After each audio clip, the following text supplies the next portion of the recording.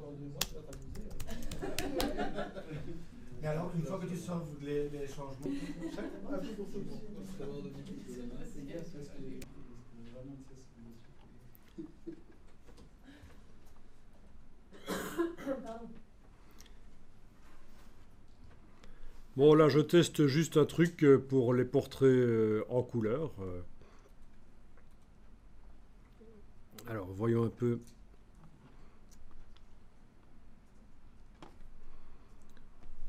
Puisqu'on a vu les opérations, autant voir un peu ce que ça donne quand j'utilise ça sur un portrait, par exemple.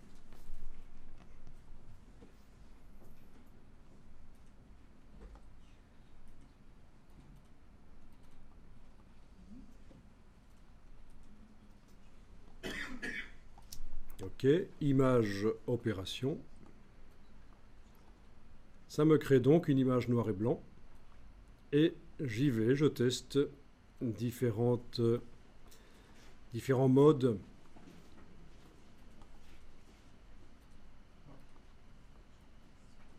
Avec différentes couches.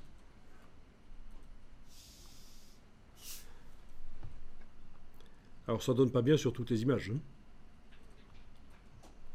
Mais c'est un peu comme si vous changiez le papier photo. Vous avez vraiment du contraste plus ou moins, parfois trop.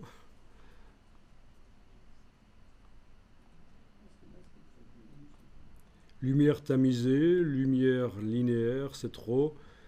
Lumière ponctuelle, c'est complètement différent. Hein. Entre lumière ponctuelle et lumière tamisée, ça me donne un contraste différent. C'est marrant, ça joue sur les cheveux.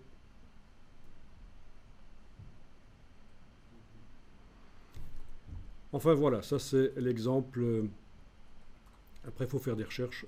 Ça dépend, évidemment, ça fait référence à l'histoire de la photographie, aussi des époques où le papier était...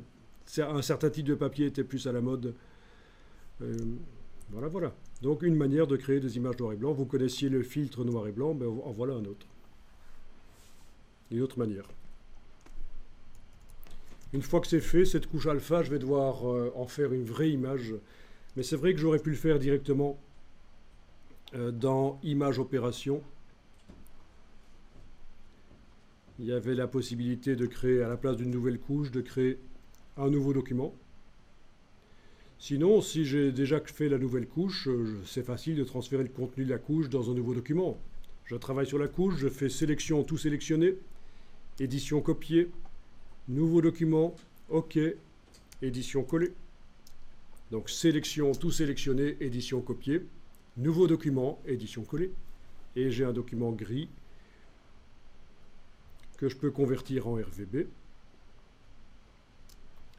et commencer à aller plus loin donc dans le travail, éventuellement même donc mettre un calque teinte saturation en mode colorisé pour pouvoir coloriser l'image